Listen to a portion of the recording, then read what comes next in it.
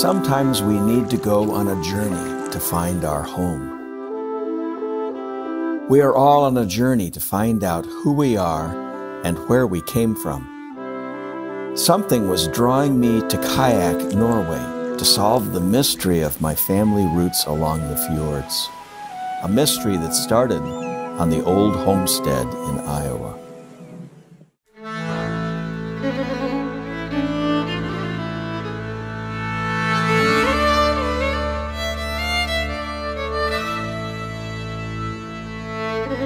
It's called the Driftless. Glaciers from the last ice age missed this region and left behind a landscape of rolling hills and forests and streams. It wasn't like the homeland, but close enough to pause and then stay. This is where my Norwegian relatives settled in the 1850s near Decorah, Iowa. As a boy, when we gathered for family reunions, we had so much fun hiking and paddling and fishing and eating. Uncle Lester knew every good fishing hole in the county and supplied walleye pike for the feasts. And Uncle Hoot, yep, Uncle Hoot, was the storyteller. My favorite tales were about my grandparents, Ole Ellingson and Helen Nessheim. Grandpa Ole juggled a business in town, farms in the countryside, and as county sheriff during Prohibition, kept the peace. Grandma Helen was the quiet matriarch who managed the household, feeding 11 hungry children during the Great Depression and sending them all off to college. Hoot affectionately called them the dear departed because they had each died before I was born. It felt like they were there with us as Hoot spun his yarns.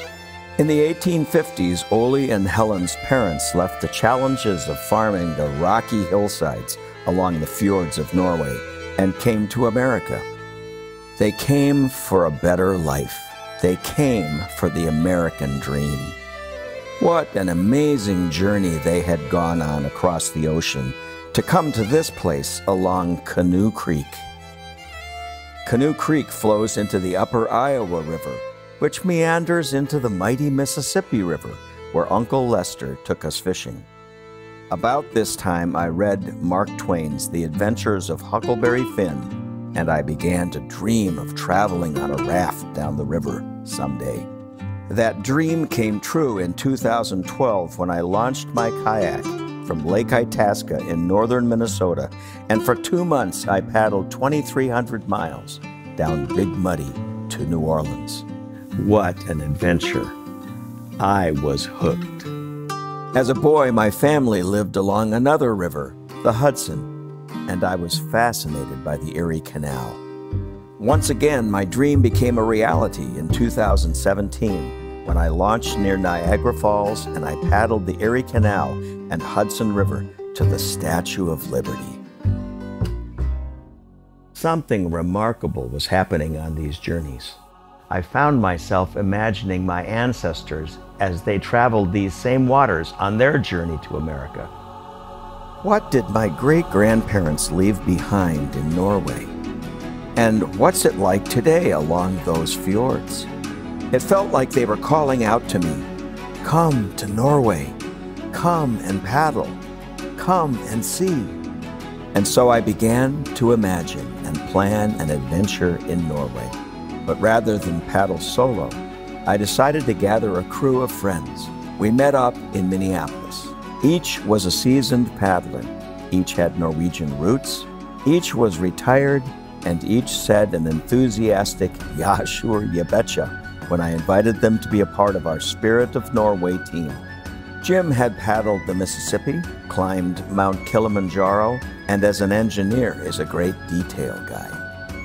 Ellen was the first woman to solo paddle the Mississippi and is a gifted artist who creates remarkable paintings and drawings. Brent has paddled the Missouri Breaks, does drone videography, and was once a rock and roll drummer. And I am Dave, pastor, professor, paddler, poet, who dreams big dreams and loves adventures.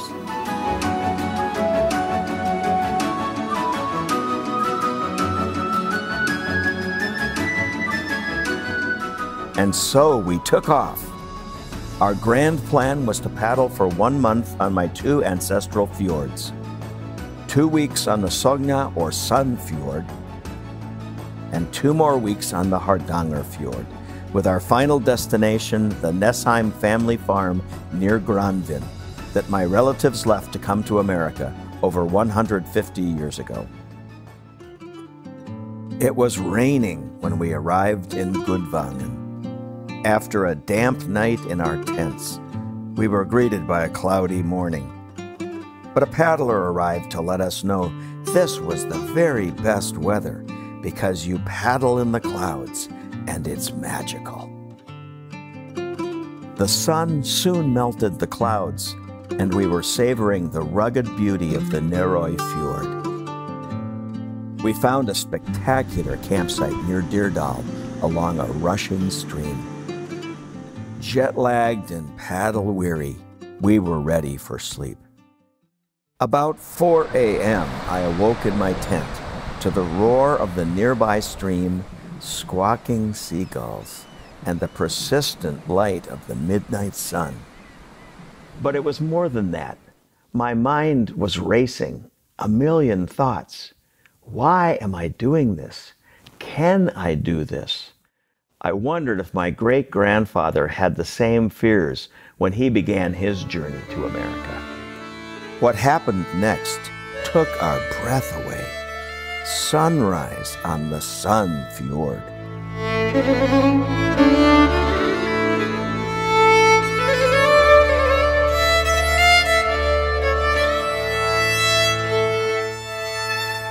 After a day hiking up the glacier-carved valley, we met Bjarne and Ranveig. I started calling the people who helped us along the way our fjord angels. They invited us to share a snack of heart-shaped waffles. It was time we got back on the water, and the weather was cooperating as we launched. But how could a place of such peace and beauty change so quickly? Soon we were battling headwinds and waves bouncing and ricocheting off the cliffs, 2,000-foot cliffs. And water was seeping into my spray skirt. It was cold, icy water. And I was paddling in circles, and I finally yelled out to Brent, "Brent, come and check my rudder." So he came over, and he came alongside, and he said, "It's broken." So I paddled furiously into a little tiny cove and dried off. And there was a Norwegian couple there, and they said, "Go rudderless." I thought, of course. My broken rudder was taking me around in circles. And so I returned to the water rudderless, and without a broken wing, I continued to paddle to Undredal and on later to Flom. There's a deeper lesson here. With the help of our next fjord angels, Daniel and Marta and Irvin from Njord Kayaks, we made our way to a campground in an ancient apple orchard. It may be called the Sun Fjord, but the rain and wind persisted the next day. So we toured the tiny village of Flom, and in the evening caught the electric train up into the mountains to Myrdal. The next stop is the waterfall. One moment we were cursing the wind and the water and the waves, and the next all we could say was, "Wow," as we viewed a wonderland of waterfalls. I told Ellen as we got off the train, I sprained my wow. With a dire forecast of severe weather, our outfitters took us by road and ferry to Balestrand to create a base camp for future paddling. On the way along the fjord that was windswept with whitecaps, Irvin, our outfitter, warned us about the weather and willowas. Willowas? What is that? Willowas are winds that would sweep down from the mountain valleys into the fjords with such force they could snap the paddle out of your hands and capsize your kayak. We began to wonder, was this journey really a good idea?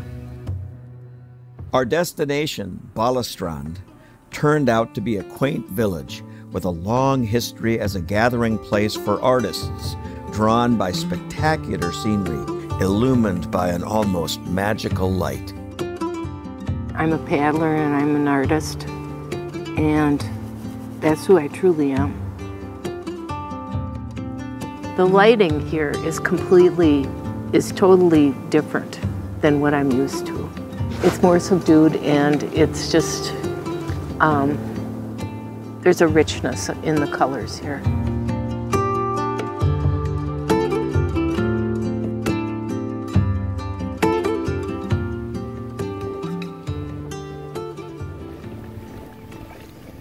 During a break in the weather, we enjoyed paddling outside Balestrand on the Fjord with farms and villages perched on rocky hillsides.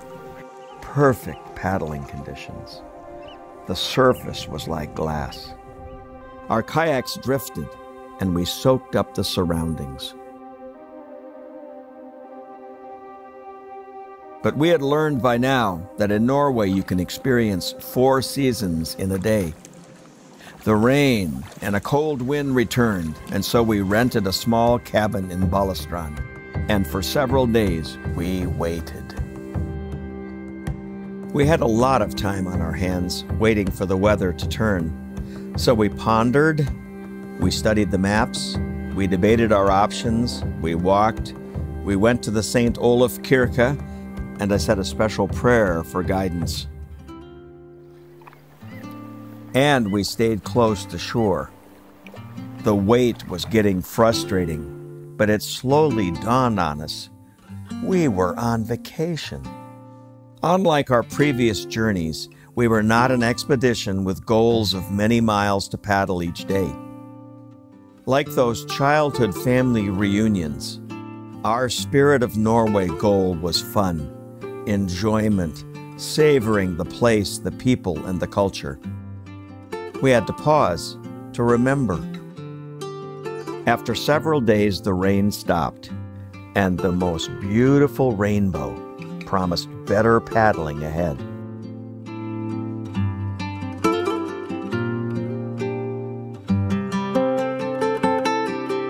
With revised plans, we prepared to finally leave Balestrand and launch again.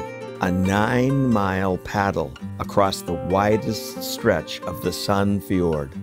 Our spirits were high, and humor had returned as Jim and Brent waited for the tide to come in so we could get going.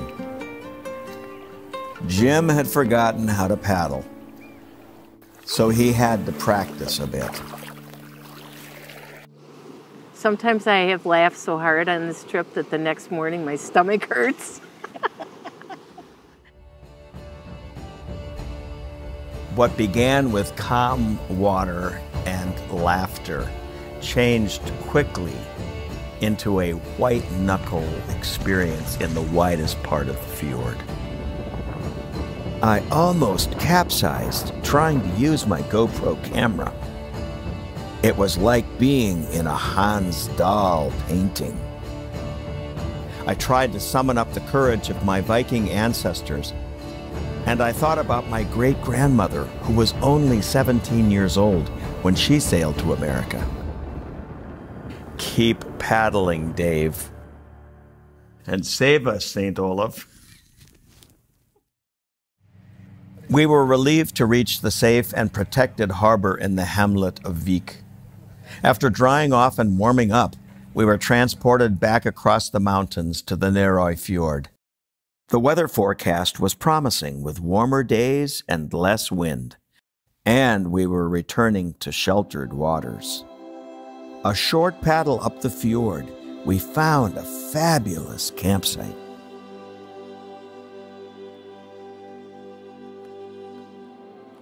The views were breathtaking. It was unreal. Right now I'm drawing a sketch of the little hamlet that's across the fjord. Then in the background is the very dramatic lighting of the fjord and the softness of the water in the foreground. For several days, we enjoyed shorter paddles and hikes as we explored this new home. One afternoon, when we returned to camp after a short paddle, it appeared Our home had been invaded by a fleet of kayaks. As we approached, we learned that they were young adults with handicapping conditions, riding in tandem kayaks with guides, their own fjord angels. We were deeply inspired by these exceptional paddlers. Ellen presented Jan, their leader, with one of our Spirit of Norway patches. As we sat around the campfire one evening, Ellen shared how much she loved paddling and camping because she has her home on her back like a turtle. She has all her needs, she's traveling light, she can enjoy and be fully present to the natural world and everything she encounters.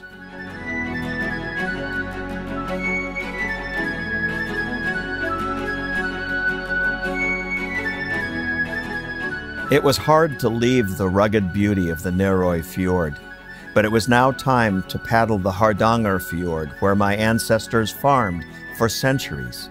We immediately saw very different terrain, with more farms and orchards on the hillsides.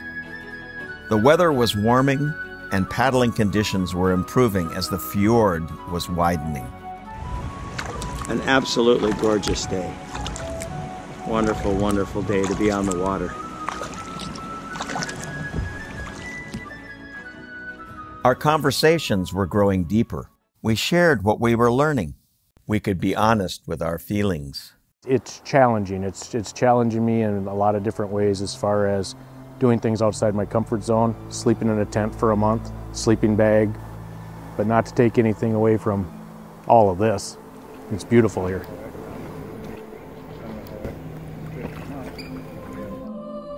We had all been drawn to this place. Norway is a place of fierce and spectacular beauty.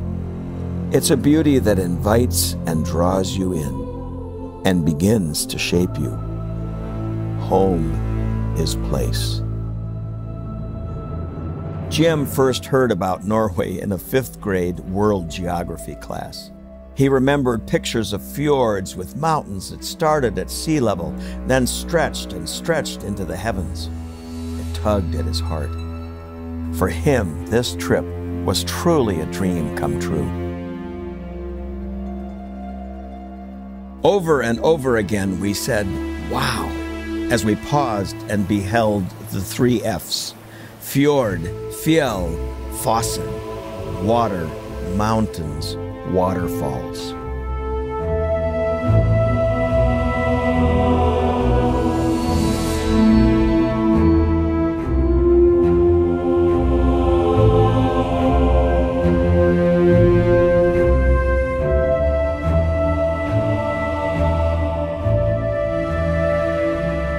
And we were reminded that in all our adventures, it's about the people, the fjord angels, those good folks who welcome us, take care of our needs, and inhabit the place with their customs and history and hospitality.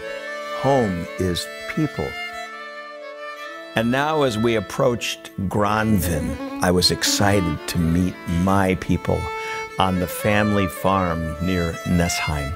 As we approached the family farm, I felt welcome.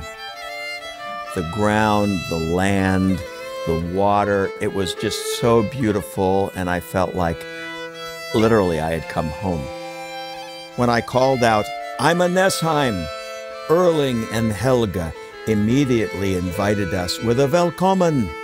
And we sat for an hour or two, and it was like I'd come home and I was with family. We immediately began talking, sharing stories, laughing. We gathered on their deck to look in the book of family history. And we found great-grandpa Johannes' name in the list of family members who had gone to America. We had just met, but it felt like I had known them all my life.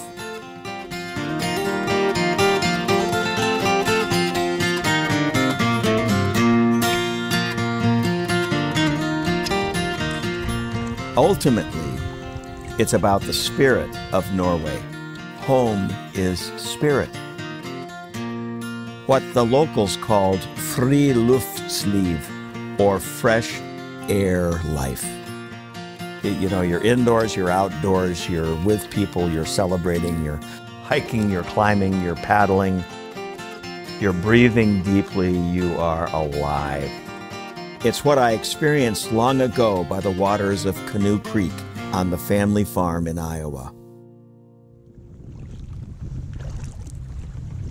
When we are alive, we see angels all around us, a cloud of witnesses. And maybe most of all, we can encounter the ancestors who I never met in person, but who called me and guided me on this journey. Long ago, I wondered if my great-grandparents were ever homesick for Norway. And I wondered what I'd discover when I went to the family farm. I now have some answers. I sat by the fjord one evening and I wrote this letter. Dear Grandma, as I sit beside this natal fjord, I think of great-grandpa Johannes. But most of all, of you, Grandma Helen. I wonder if you ever dreamed of your native land. Even though you were born in America and it became your home, did you wonder what your home was like on the Hardanger Fjord as you put on your native dress, the bunad, and made lefse and rummegrut and krumkake? As I traverse these holy waters, I have come to feel a deep connection with and a care for this place that was once home to my family. In a very profound way, it is becoming home to me. Home is where the heart is. I am home, Grandma, and I wish you were here. Your grandson, Dave.